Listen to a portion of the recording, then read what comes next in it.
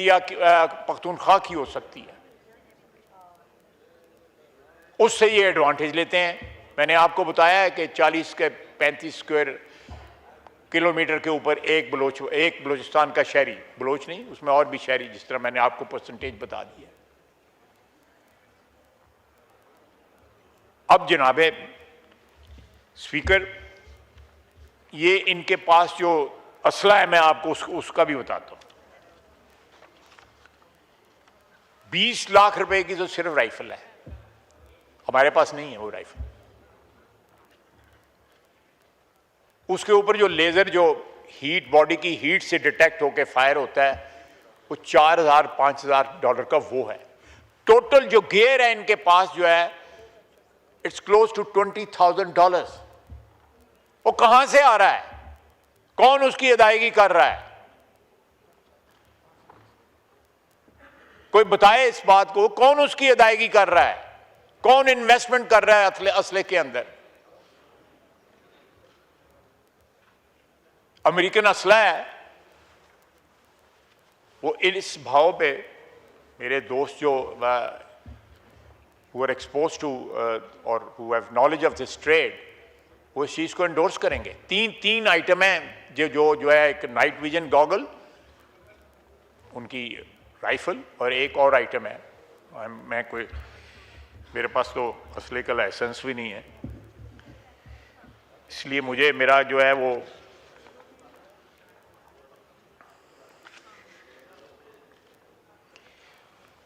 Despite resistance, आज भी हमारे दोस्त जो हैं गवादर से, कलात से मुझे आके मिलते हैं। इस ऐवान में जो मेंबर हैं वो चाहते हैं वहाँ पे सड़कें बने, हम भी चाहते हैं वहाँ सड़कें बने।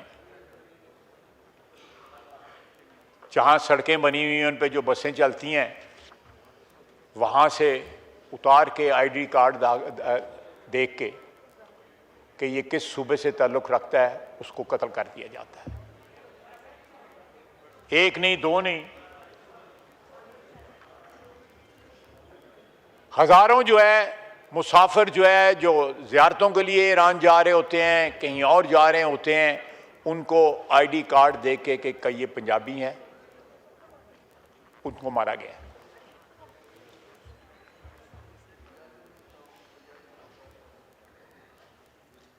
ये तफरीक जो है कहां से प्लांट की गई है? मजदूर लोग हैं, मजदूरों को मारा गया है। जाफर एक्सप्रेस पे किन को मारा गया है?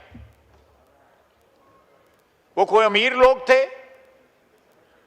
या वो ताकतवर लोग थे या उन लोगों के पास कोई इन्फ्लुएंस था कि इस मुल्क की जो है वो डेस्टिनी चेंज कर सकते? वो ये क्या नैरेटिव था कि आप बेगुनाह अफराद को उनकी शनाख्त देते हैं? वो रोजी कमाने वहां पे जाते हैं। किसी भी सूबे में इस तरह नहीं होता। ये सिर्फ और सिर्फ जनाब स्पीकर, एक क्रिमिनल जो गैंग है, ये सारा जो ट्रेड है, स्मगलिंग है, ये सारी की सारी इलीगल ट्रेड जो है, उसका जो मिलिट्री विंग है जो उनको प्रोटेक्शन प्रोवाइड करता है, वो BLA है, जो अपने आप को लिबरेशन आर्मी कहता है। वो चोरों की आर्मी है, वो बैंडेट्स हैं।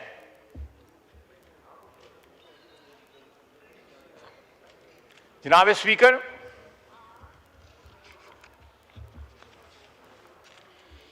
ये एक्टिवेट की गई है क्रिमिनल आइडियोलॉजी को जो है गार्ड करने के लिए।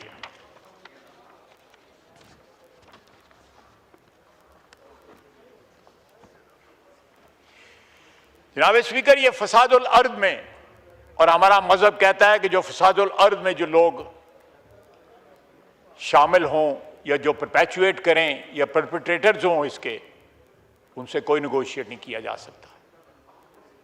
हमारी पाकिस्तान की स्टेट की, रियासत की ये बयानिया है या बॉटम लाइन है कि nobody in Pakistan will be allowed to rationalise violence.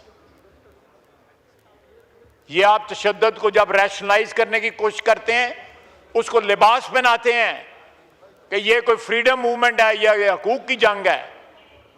It's not acceptable.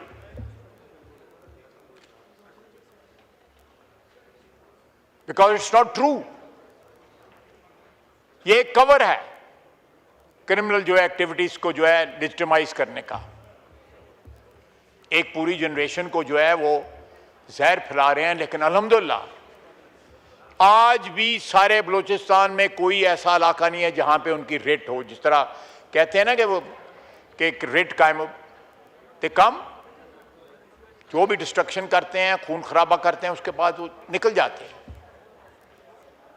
इंशाअल्लाह ताला आने वाले दिनों के अंदर जनाब स्पीकर, मैं हुकूमत के बिहाफ के ऊपर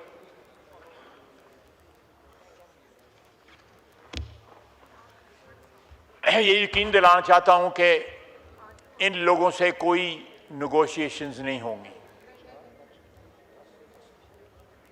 जिस तरह ब्रूटल फोर्स ये लोग इस्तेमाल कर रहे हैं कि ख्वातीन को, बच्चों को, सिविलियंस को भी स्पेयर नहीं करते, उसी तरह जो है उसका जवाब जो है पूरी रियासत की जो है ताकत के साथ दिया जाएगा। जनाब स्पीकर, मेरी दरख्वास्त है कि इस हाउस की तरफ से एक ऐसा मैसेज जाना चाहिए जो हमारे जवान, हमारे फौजी, हमारे एफसी के लोग, पैरामिलिट्री के लोग, हमारी पुलिस जो है जहां जहां खलफशार है वो लड़ रहे हैं, अपनी जानें कुर्बान कर रहे हैं। हम अपने इख्तिलाफात भुला के तमाम सियासतदान, ये पार्लियामेंट जो है उनके पीछे खड़ी हो। ये ना हो कि हम जनाजा पढ़ने जाएं, जनाजे उठाएं जाके, और कोई पॉलिटिकल एलिमेंट जो है या कोई अपने सियासी मफादात के तहफ़्फ़ुज़ के लिए जनाजा पढ़ने भी ना जाए, पुरसे के लिए भी ना जाए उनके घर। ये एटीट्यूड जो है ये एंटी नेशनल एटीट्यूड है, एंटी स्टेट एटीट्यूड है। मेरी अपील है कि इस एक इशू के ऊपर कौम को मुत्तहिद होना चाहिए कि हम किसी क्रिमिनल गैंग को जो है कोई ऐसा नैरेटिव बनाने की इजाजत नहीं देंगे कि वो अपनी मुजरमाना सरगर्मियों को कोई लबादा ऐसा पहना सके कि उसको सेंटिफाई कर सके। कतई तौर पे नहीं देंगे।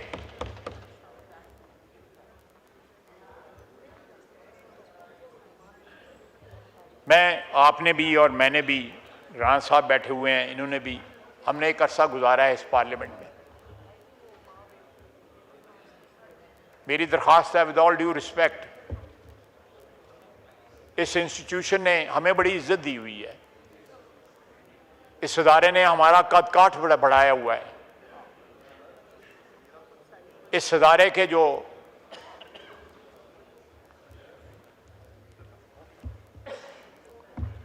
भी फ़राइज़ हैं या जो भी रिक्वायरमेंट हैं, हमारी इज़्ज़त और आबरू जो बनी हुई है इसकी, उसको एक तरीके से ही पे बैक किया जा सकता है कि ये पूरा ऐवान जो है दहशतगर्दी के ख़िलाफ़ जो है यकजा हो जाए। हम इख्तिलाफात रखें, अपनी लड़ाइयाँ रखें, लेकिन ये वन पॉइंट एजेंडा जो है इसके ऊपर पूरी कौम को मुत्तहिद होना पड़ेगा। अपने सियासी इख्तिलाफात जो है उनको बिल्कुल होल्ड में रखें, उनके लिए एजिटेट भी करें, लेकिन ये जिम्मेदारी जो है वो सिर्फ हमारी फोर्सेस की नहीं है, ये पूरी कौम की जिम्मेदारी है। ठीक है, उनकी ये प्राइमरी प्रोफेशनल जिम्मेदारी है, कौम के साथ उनकी कमिटमेंट है, वतन के साथ उनकी कमिटमेंट है, और वो जिम्मेदारी पूरी कर रहे हैं, वो जाने कुर्बान कर रहे हैं।